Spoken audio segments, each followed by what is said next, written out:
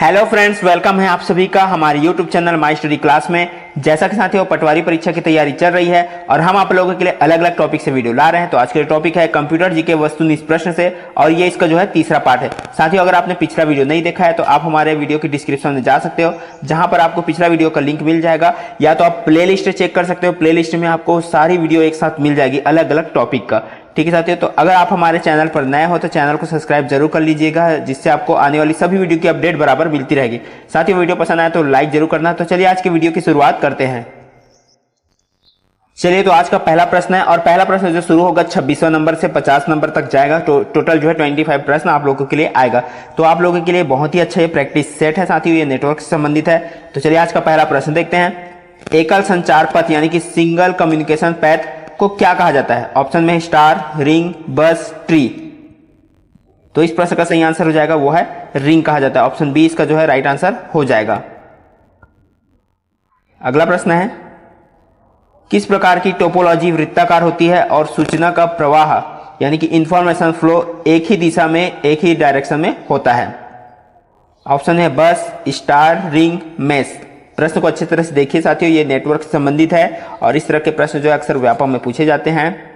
तो इसका जो राइट आंसर है वो है ऑप्शन सी, रिंग।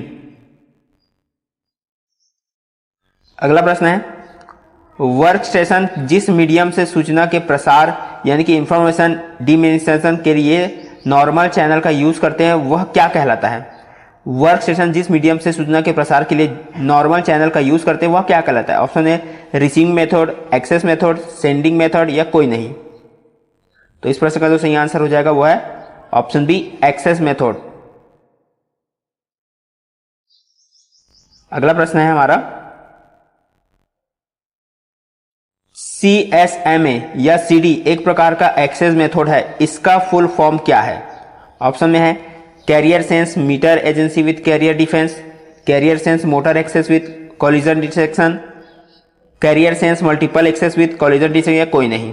तो देख लेना है CSMA या CD एक प्रकार का एक्सेस मेथड, इसका फुल फॉर्म देखना है। तो इसका जो राइट आंसर है वो है option C, carrier sense multiple access, CSMA और विथ कॉलिजन डिटेक्शन यानी कि CD। तो इस तरह से इसका जो फुल फॉर्म हो जाएगा। अगला प्रश्न है, CSMA के अंतर्गत बस किस मोड में वर्क करता है? ऑप्शन में multiple access, single access, double access या ट्रिपल एक्सेस। तो CSMA के अंतर्गत बस किस मोड में वर्क करता है? तो वो है मल्टीपल एक्सेस में। ऑप्शन ए इसका राइट आंसर हो जाएगा। अगला हमारा प्रश्न है, CSMA के अंतर्गत इंफॉर्मेशन फ्रेम के कॉलिजन का पता किसके माध्यम से चलता है? कॉलिजन यानी टकराव का पता किसके माध्यम से चलता है? ऑप्शन में है thrifting node, transmitting node, sending node and कोई नहीं। तो इस प्रश्न का जो सही आंसर हो जाएगा वो है ऑप्शन बी, ट्रांसमिटिंग नोड में। तो ऑप्शन बी जो है यहां पे इसका राइट आंसर हो जाएगा। किसके माध्यम से पता चलता है? ट्रांसमिटिंग नोड के माध्यम से पता चलता है। अगला प्रश्न है, टोकन पासिंग भी एक अन्य प्रकार का एक्सेस मेथड है, इसके अंतर्गत किसकी मदद से जो है शेयर्ड मीडियम में एक्सेस कंट्रोल होता है? ऑप्शन में है कोड, कनेक्टर, कंट्रोल टोकन या ट्रांसमीटर। तो इस प्रश्न का सही आंसर हो जाएगा वो है कंट्रोल टोकन की मदद से। ऑप्शन सी इसका राइट आंसर हो जाएगा। चलिए रिपीट देख लेते हैं प्रश्न को, जो है यहां पे किसकी मदद से शेयर मीडियम में एक्सेस कंट्रोल होता है? वो है कंट्रोल टोकन की मदद से। अगला प्रश्न है, किस एक्सेस मेथड के अंतर्गत सभी नोड्स मिलकर एक रिंग बनाते हैं? ऑप्शन में है कैरियर सेंस मल्टीपल एक्सेस यानी कि CSMA, टोकन पासिंग, कॉलिजन में डिटेक्शन या कोई नहीं। तो किस एक्सेस मेथड के अंतर्गत सभी नोड्स मिलकर एक रिंग बनाते हैं? तो इसका जो राइट आंसर है वो है टोकन पासिंग के अंतर्गत। ऑप्शन बी इसका राइट आंसर हो जाएगा। अगला प्रश्न है, नियमों के उस समुच्चय या सेट को क्या कहते हैं जो निर्धारित करते हैं कि एक नेटवर्क से जुड़े सभी नोड्स का एक दूसरे से संपर्क होना चाहिए? ऑप्शन में है मॉड्यूल, कम्युनिकेशन आर्किटेक्चर, इंटरफेस या प्रोटोकॉल। तो इसका जो राइट आंसर है वो है कम्युनिकेशन आर्किटेक्चर। इसकी यही बताता है क्या करना है। ठीक साथियों, यहां पे देख सकते हो।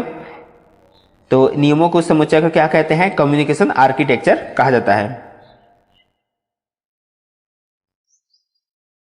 अगला प्रश्न है हमारा, असमान मॉड्यूल्स के बीच इंफॉर्मेशन के संप्रेषण या आदान प्रदान के लिए जिस जिम्मेदार रूल्स क्या कहलाते हैं? जिम्मेदार रूल्स जो है क्या कहलाते हैं? Option module, layer, interface, protocol क्या कहलाता है इसमें से? तो इसका जो राइट आंसर है वो है ऑप्शन सी, इंटरफेस। तो ऑप्शन सी जो है इसका राइट आंसर हो जाएगा। अगला प्रश्न है, समान मॉड्यूल के बीच संचार के नियम क्या कहलाते हैं? Option module, layer, interface, protocol. तो समान मॉड्यूल के बीच संचार के नियम क्या कहलाते हैं? Option D, protocol. चलिए अगला प्रश्न देखते हैं। OSI यानी कि ओपन सिस्टम इंटरकनेक्शन मॉडल के तहत कई लेयर होते हैं। ओपन सिस्टम में मौजूद एप्लीकेशन के बीच सेमांटिक एक्सचेंज यानी कि आदान प्रदान में कौन सी लेयर मदद करती है? प्रश्न अच्छे से देख लीजिएगा साथियों, मैं यहां पे रिपीट नहीं कर रहा हूं। इसके बाद देखते हैं, ऑप्शन देखते हैं। Application layer, physical layer, presentation layer या डाटा लिंक लेयर। तो कौन सा लेयर जो है मदद करता है यहां पे? तो इसका जो राइट आंसर है ऑप्शन सी, प्रेजेंटेशन लेयर। ठीक है साथियों, यहां पे सेमांटिक आदान प्रदान में कौन सी लेयर? प्रेजेंटेशन लेयर मदद करती है। अगला प्रश्न है, एप्लीकेशंस के बीच संरचनात्मक अंतःक्रिया, स्ट्रक्चरल इंटरैक्शन और संगठन के लिए प्रविधि यानी कौन सा प्रविधि यानी कि मेथड प्रदान करने वाली लेयर का नाम क्या है?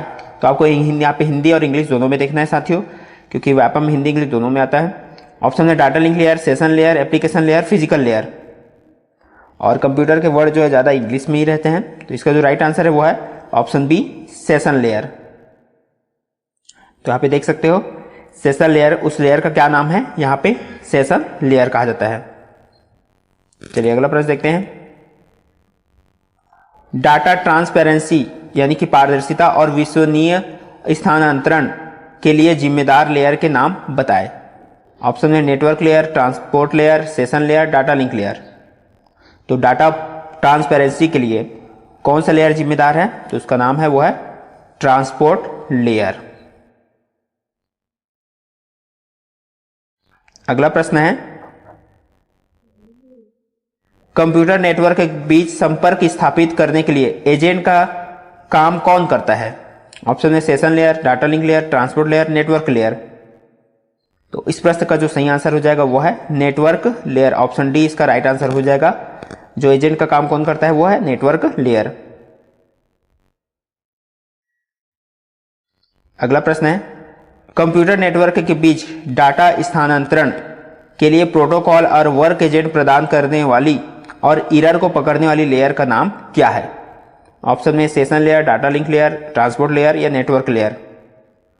तो उस एरर पकड़ने वाली और वर्क एजेंट का लेयर का नाम क्या है? वो है data link layer. Option B इसका राइट आंसर हो जाएगा। अगला प्रश्न है, नेटवर्क कम्युनिकेशन माध्यम में डाटा के जो है भौतिक संप्रेषण के लिए यांत्रिक, विद्युतीय, कार्यात्मक और प्रविधि संबंधी मानक निर्धारण के लिए कौन जिम्मेदार है? तो इसका जो प्रश्न अच्छे से देखिएगा साथियों, लंबा है और इंग्लिश हिंदी दोनों में है। तो इसका ऑप्शन है session layer, data link layer, physical layer, network layer. तो इस प्रश्न का जो सही आंसर हो जाएगा वो है ऑप्शन सी, फिजिकल लेयर। अगला प्रश्न है, एक माइक्रो कंप्यूटर में ऐड ऑन कार्ड के रूप में किसे इंस्टॉल किया जा सकता है? ऑप्शन में transmission layer, network interface unit, data link layer, protocol unit. तो इस प्रश्न का सही आंसर हो जाएगा वो है option B, network interface unit. Add on card के रूप में जो है क्या इंस्टॉल किया जा सकता है? नेटवर्क इंटरफेस यूनिट को, यानी कि ऑप्शन बी इसका राइट आंसर हो जाएगा। अगला प्रश्न है, एक या अधिक संसाधनों का नियंत्रण करने वाला जो है समर्पित कंप्यूटर क्या कहलाता है? इसमें लैन के लिए दोनों ही सॉफ्टवेयर और हार्डवेयर लगे होते हैं।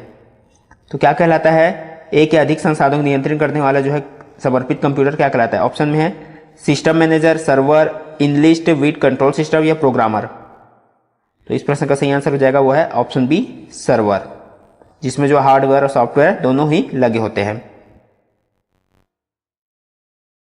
अगला प्रश्न है, फाइल्स के लिए स्टोरेज स्पेस शेयर करने के लिए किस सर्वर का प्रयोग किया जाता है? ऑप्शन में printer server, file server, network scanner या मॉडेम सर्वर। तो इसका जो राइट आंसर है वो है ऑप्शन बी, फाइल सर्वर का यहाँ पे यूज किया जाता है। किसके लिए? स्टोरेज स्पेस शेयर करने के लिए फाइल सर्वर का यूज किया जाता है। अगला प्रश्न है, लैन के अंतर्गत प्रिंटिंग वर्क के लिए किस सर्वर का यूज किया जाता है? ऑप्शन में file server, modem server, printer server, network scanner. तो लैन के अंतर्गत प्रिंटिंग वर्क के लिए किस सर्वर का यूज किया जाता है? वो है ऑप्शन सी, प्रिंटर सर्वर का यूज किया जाता है। अगला प्रश्न है, लैन के अंतर्गत सभी जुड़े हुए वर्क स्टेशन के द्वारा मॉडेम और कुछ टेलीफोन लाइन शेयर करने के लिए किस सर्वर का यूज होता है? ऑप्शन है file server, modem server, printer server, network server. Network scanner है, ठीक है। तो इस प्रश्न का सही आंसर हो जाएगा वो है ऑप्शन बी, मॉडेम सर्वर। तो मॉडेम सर्वर का यूज यहां पे किया जाता है टेलीफोन लाइन शेयर करने के लिए। अगला प्रश्न है, लैन और वैन के बीच मुख्य अंतर क्या है? ऑप्शन में है लैन की स्पीड से कम होती है, लैन पर कंप्यूटर यूज का पूर्ण कंट्रोल रहता है, जबकि वैन के लिए एक अन्य टेलीफोन कंपनी को शामिल करना होता है। दोनों सत्य है, दोनों सत्य है। तो इस प्रश्न का सही आंसर हो जाएगा वो है ऑप्शन बी, लैन पर जो है कंप्यूटर यूजर का पूर्ण कंट्रोल रहता है, जबकि वैन के लिए एक अन्य टेलीफोन कंपनी को शामिल करना होता है। यह ऑप्शन बी जो है इसका मेन अंतर हो जाएगा। अगला प्रश्न है, सर्किट स्विचिंग में सेंडर और रिसीवर डिवाइस के बीच एक निश्चित कम्युनिकेशन पैथ होता है। निम्नांकित में से सर्किट स्विचिंग का उदाहरण बताएं। ऑप्शन में है radio, telephone network, network scanner, network printer. तो इस प्रश्न को अच्छे से देखिएगा साथियों। तो इसका जो राइट आंसर है वो है option B, telephone network. Option B इसका जो है राइट आंसर हो जाएगा। ठीक है साथियों, सर्किट स्विचिंग का उदाहरण क्या है? Telephone network. चलिए अगला प्रश्न देखते हैं और आज का आखिरी प्रश्न देखेंगे। किस प्रकार की स्विचिंग में प्रत्येक स्विचिंग नोड एक इंफॉर्मेशन प्राप्त होता है और थोड़ी देर के लिए कलेक्ट करता है, फिर अगले नोड को प्रेषित कर देता है? इस स्विचिंग में एक फिक्स्ड पैथ की जरूरत नहीं पड़ती है। तो वो क्या है? ठीक है साथियों, प्रश्न अच्छे से देखिएगा, बार बार पढ़िएगा, उसके बाद ही ये समझ आएगा। ऑप्शन में circuit switching, packet switching, message switching या ब्रिज। तो किस प्रकार की स्विचिंग में? तो ऑप्शन सी, मैसेज स्विचिंग में। ठीक है साथियों, ऑप्शन सी इसका राइट आंसर हो जाएगा। मैसेज स्विचिंग में जो है प्रत्येक स्विचिंग नोड एक इंफॉर्मेशन प्राप्त होता है, थोड़ी देर के लिए कलेक्ट करता है और फिर अगले नोड को प्रेषित कर देता है। तो एक इस स्विचिंग में जो है फिक्स पैथ की जरूरत नहीं पड़ती। तो उसका ऑप्शन आंसर क्या है? मैसेज स्विचिंग इसका राइट आंसर हो जाएगा। तो साथियों ये था आज का हमारा जो है टॉप 25 कंप्यूटर के प्रश्न जो आने वाले एग्जाम के लिए जो है बहुत ही महत्वपूर्ण हो जाता है। साथियों चैनल पर नए हो तो सब्सक्राइब जरूर करना, वीडियो पसंद आए तो लाइक जरूर करना। तो आज के वीडियो को देखने के लिए साथियों बहुत बहुत धन्यवाद। मिलता है इसी तरह और अगले वीडियो के साथ।